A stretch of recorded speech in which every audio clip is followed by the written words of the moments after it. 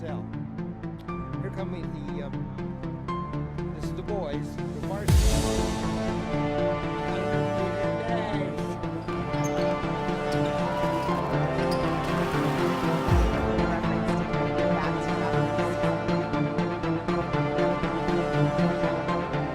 Good evening, sports fans, and welcome to another exciting edition of SportsBeat TV.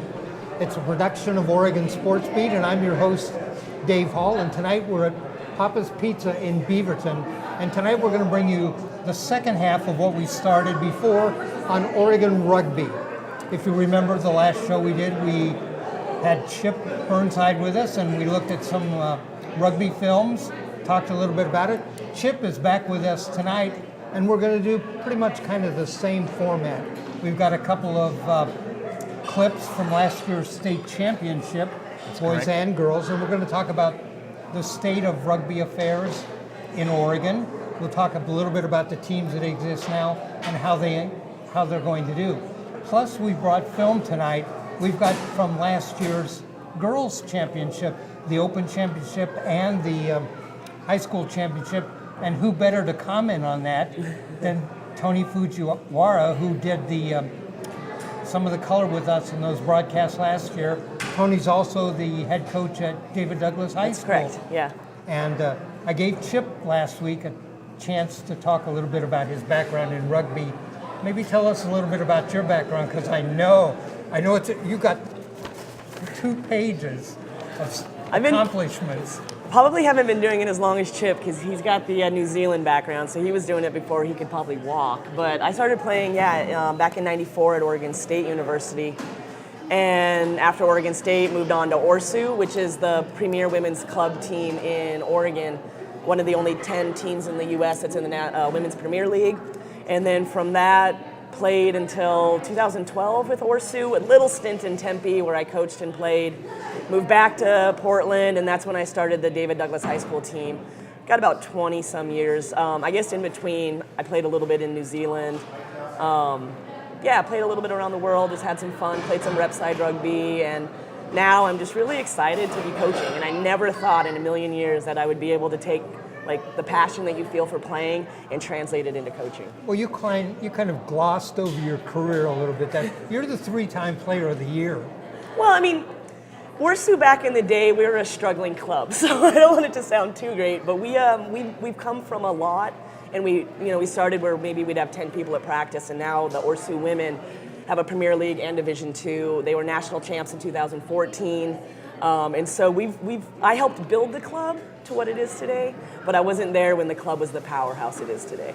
And you've played overseas. You mentioned you played in New Zealand. Yeah, I played in Christchurch for the University of Canterbury, and was able to be coached by some of the more famous international men's coaches. We had the opportunity to have a lot of guest spots, and so former Australia head coach Robbie Dean was one of my coaches. New Zealand All Blacks assistant Wayne Smith was one of our coaches, and so I just had the experience to get a lot of knowledge from different perspectives. Back when I was playing for rep side for the Grizzlies, which is Pacific Coast, the England starting scrum half, who's won 2 World Cups, was my scrum half coach. So it's just been not great for building teams to have a bunch of this little coaching, but as an individual player, it built, I think, a really well-rounded set of skills that I was able to use. Not a lot of people have a lot of extensive knowledge about rugby teams and whatever, but I think when you say the New Zealand All Blacks, yeah, they are. I mean, everybody knows who that is. Back-to-back world champs, best record in the history of rugby. So, and beyond that, they're a great team, but it's their ethics and their culture that I think makes them such a fan favorite. It's not that they're out there with their arrogance. They as the best team in the world, they still maintain the purity of what rugby is, and I think that's what keeps their fan base alive. All right, tell me a little bit about your coaching background. Boy, I've been kind of the woman that starts teams and then kind of lets them kind of do their things.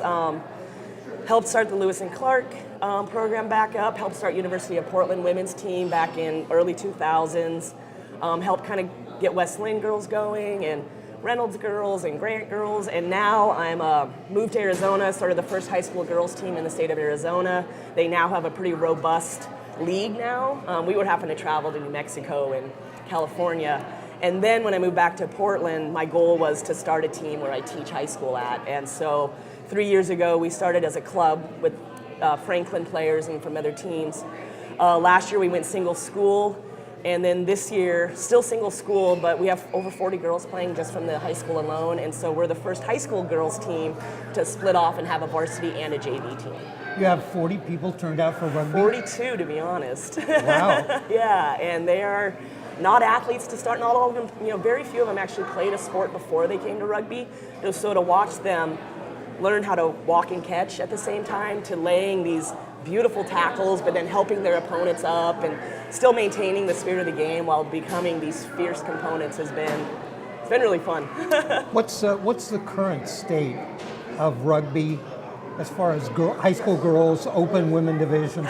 How's it doing in Oregon? In Oregon alone, we're growing, we're thriving. And in the U.S., which is exciting, rugby for girls specifically is the fastest growing sport in the U.S. It's got, by percentage-wise, we're almost 25% growth, 30% growth from the year prior, which is enormous. And I think what we're starting to see with girls finding a sport that is as equal as it gets and learning at a young age how to be strong and powerful and confident while still maintaining kindness.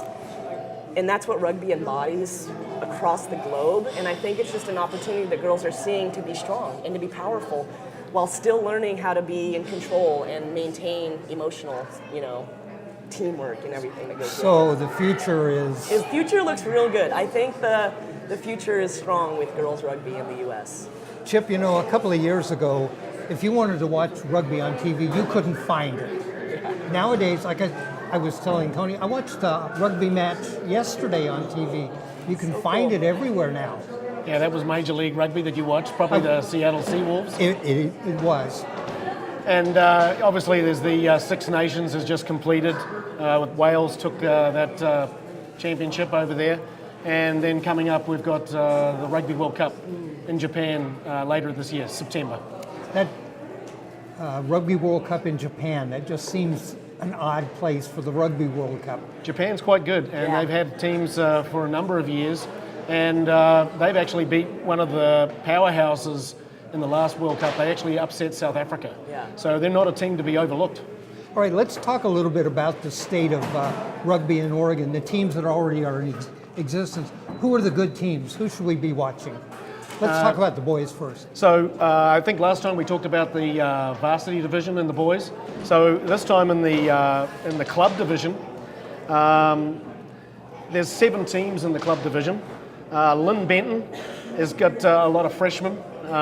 This year's team's pretty small and inexperienced, and it's going to be tough sledding for them in the competition, one would think. The Valley Rams has been pretty good over the last couple of seasons, but now they're reloading. They've got a lot of freshmen on their team, 16 according to Coach Trevor De Silva. 16 freshmen? Wow. Yeah. So they're going to take a step back this year, and they're still going to try to make the playoffs. That's their goal. So the top 4 teams make the playoffs on the club division, and so that's what Valley is trying to do. We have a team from Salem, some promising players down there, a big team but short on experience. The roster is about 30 players, so it's going to be tough to give them all a run on the field.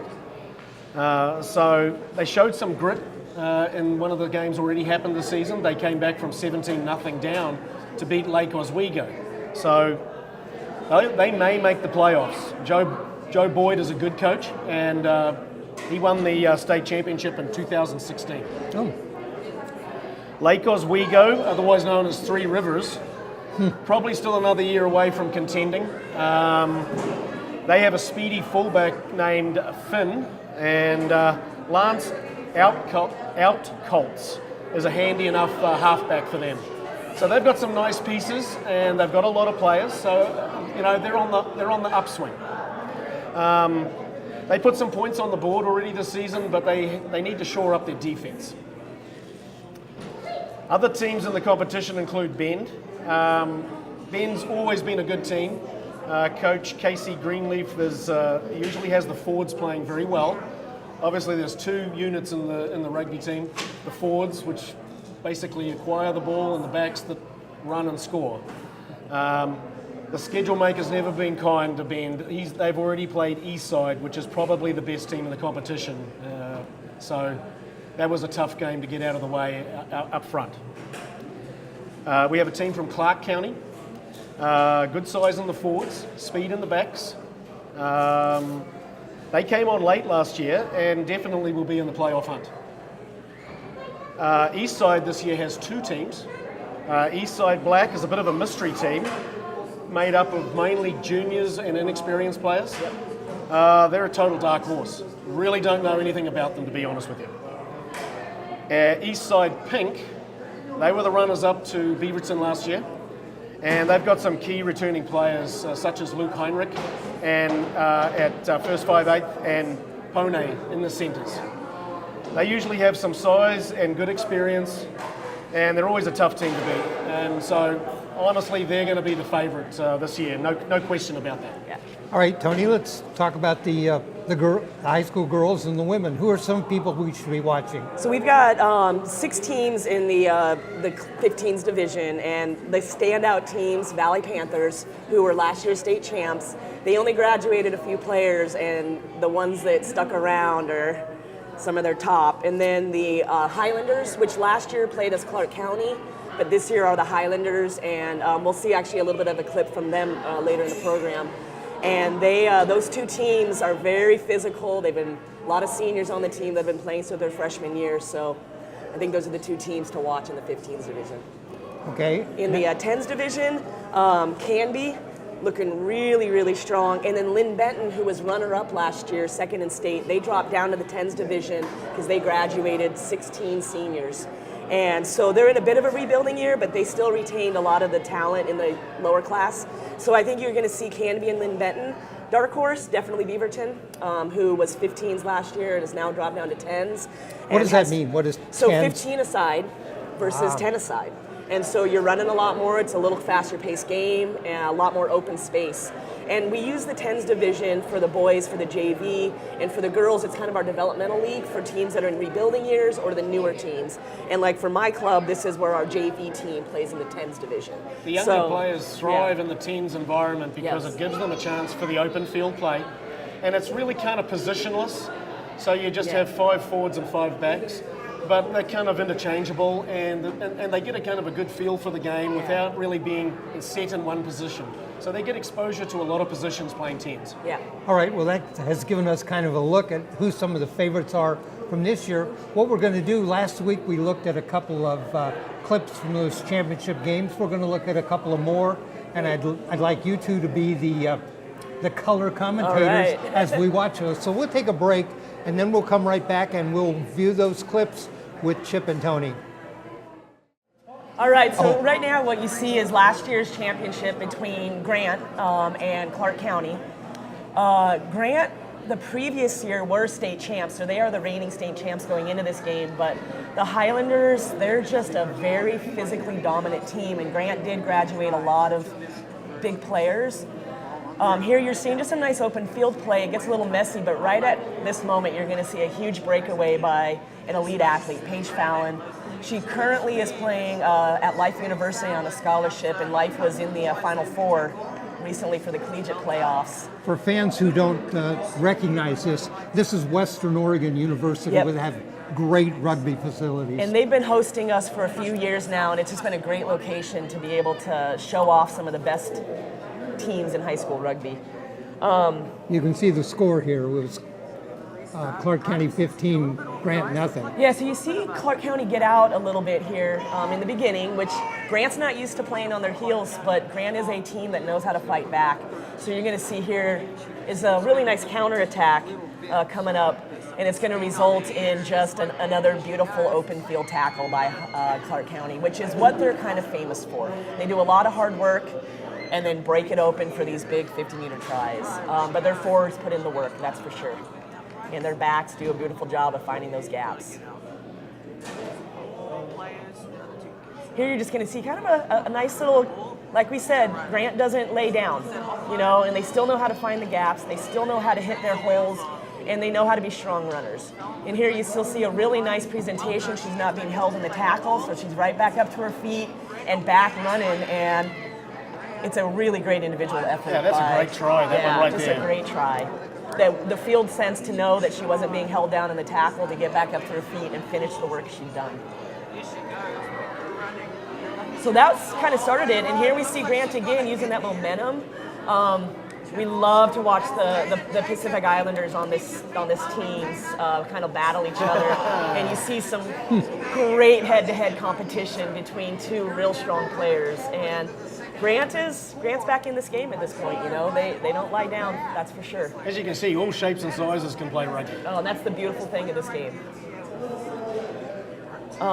You know, and at any point, the tide can turn. You never know, you know, it's just so much of the energy and the vibe of what the teams are feeling.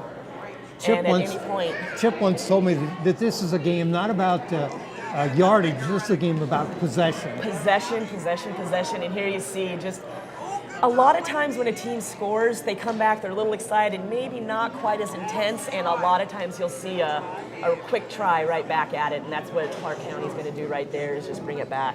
For listeners who haven't been with us before, try is like a touchdown. Yeah, it's worth 5 points, and then the conversion, which is, you know, the extra point, is worth 2. You'll notice the girls. You have to attempt that from where you cross the goal line. Yeah, so I was just saying, you'll notice the girls try to run as close to the uprights as possible to score, because you're going to kick it from the line that they're on. And now Grant, again, not lying down, and they're coming right back and getting themselves, bringing this game real close. Great runs. Just strong, powerful girls, you know, who know how to use their body. And here we're going to see that this is where it starts to open up a little bit. I think at this point, Clark County has started to find some of the gaps and found them one-on-one matches where they can exploit. And you're going to start to see Clark County use that wing a lot to get around the edges of Grant in the sort of waning moments of the game. She's pretty Just happy. Excited, you know. These are girls that they're family, you know. That everybody, you even see Grant giving her a high five, and that's the spirit of the game right there. This is state championships. There was 1 point separating them before this try, and here you see Grant giving her a high five. And I think that's the beauty of this game. They're still going to compete. They're still going to hit each other as hard as they can, but they're still going to respect each other's opponents, even in the middle of the game. This is a try. I mean, a conversion. So this is the conversion, and see, she's directly out from where the try was touched down. And again, like unlike football, you don't just cross the line to get a try. You have to actually touch it down. Chip, you're refereeing this year. Yep. So far. You watching that with that in mind? Yeah. I'm trying to do my best out there. It's a little bit foreign concept to me, but I'm getting more experience at it. So. All right, I think we're going to take another short break. We're going to load the second clip that we have in, and then we'll pick up with some more play-by-play and color commentary. All right, welcome back, and we are at Papa's Pizza in Beaverton. This is SportsBeat TV, a production of Oregon SportsBeat. We're having the clip loaded up for us, and when we get that back, we'll do that. While we're waiting for the clip, or do we have that clip now?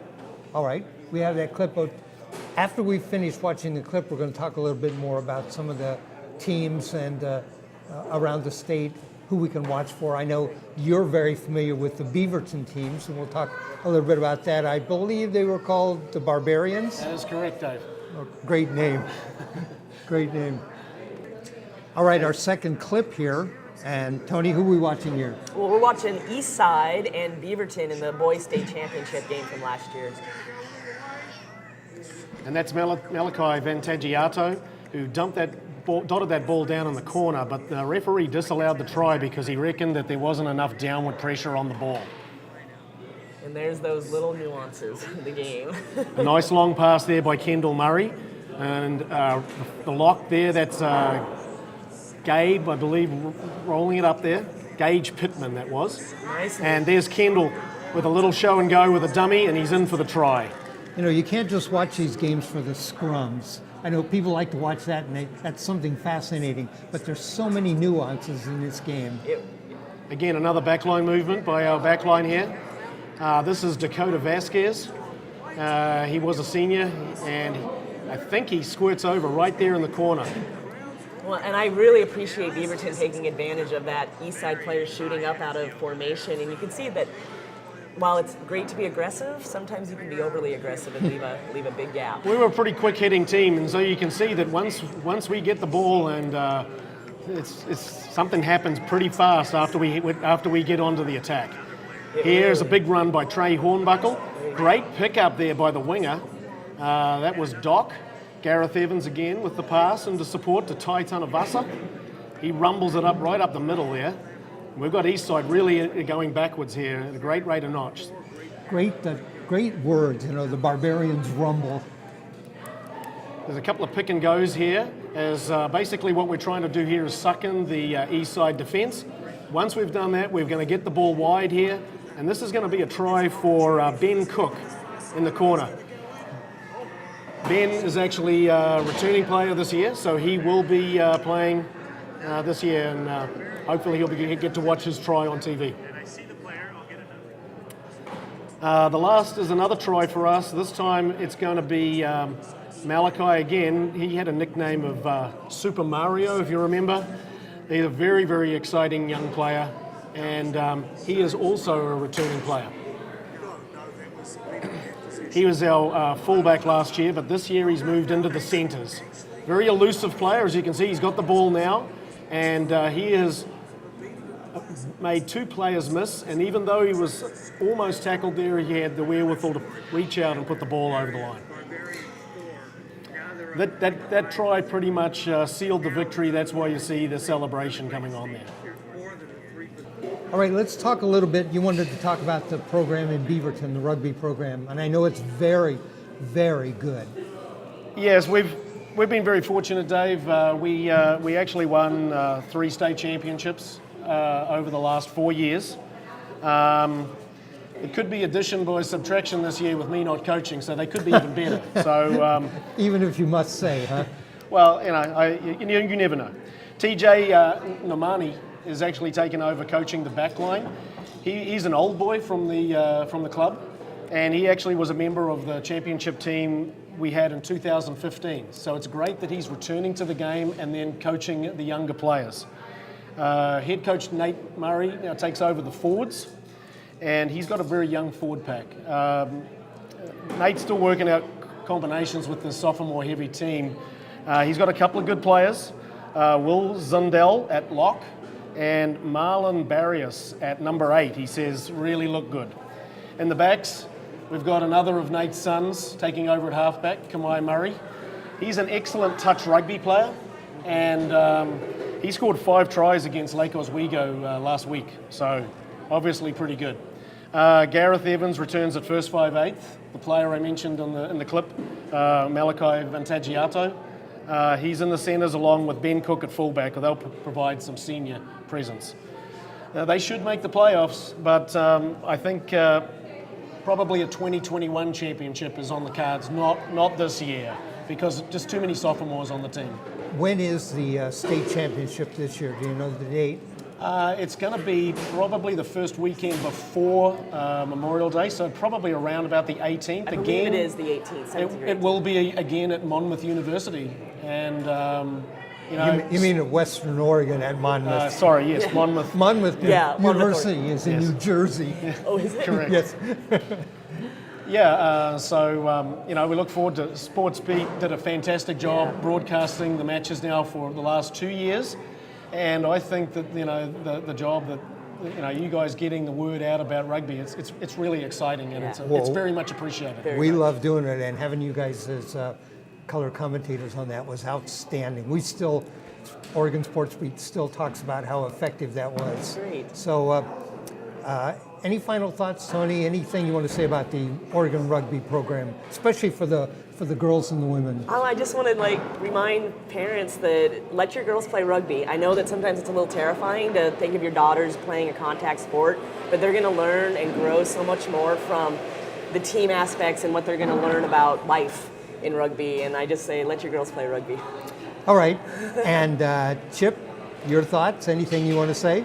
Well, Toni mentioned the New Zealand All Blacks, and one of the things that always strikes me about the All Blacks is no matter who they play, They're always very respectful of the opposition, and they're humble, even though they're like world champions multiple times. They're fairly humble. And I think, rugby is a game that can teach being humble is a good thing. And, trash talking's not encouraged.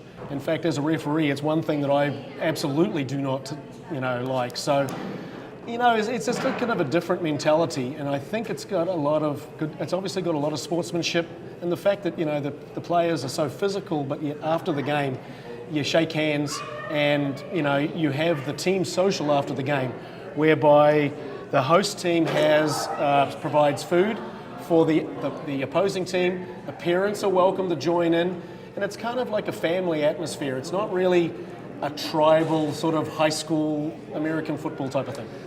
That's one of the things that impressed me was I went in like a lot of people do, thinking this is a very violent sport. And on the other hand, I was really impressed with what kind of rules you have for safety, the blocking rules and those things. And it's a very exciting sport. Chip, I want to wish you good luck this year. I know you've taken up a new job as a referee. I hope that some of the referees that you coached and teams have forgiven you for some of your complaints in the past, but now you're going to hear those yourself. Well, first of all, you have to be half blind to be a referee, and I'm probably half deaf as well, so that'll hold me in good stead. And Toni, good luck at David Douglas High School. It's amazing what you've done there, and you have so many kids out to play. Good luck on this season, and I hope we either see you in the playoffs or we have you as a commentator when we do those games. I hope you see us in the playoffs. I thought you might say that. All right, that's been our show tonight, and we've had Chip Burnside, we've had Toni Fujiwara with us, and we've taken a look at Oregon Rugby. I want to thank Papa's Pizza, who has provided us with the facilities tonight, our crew, Ryan Johnson, our producer who's been running a camera, Jim Thompson, our director who's been on the camera, Steve Roberts, who's been working in the camera, and Alva Myers, who's been doing our sound. I'm Dave Hall. We look forward to seeing you again on SportsBeat TV on Oregon SportsBeat. Thank you.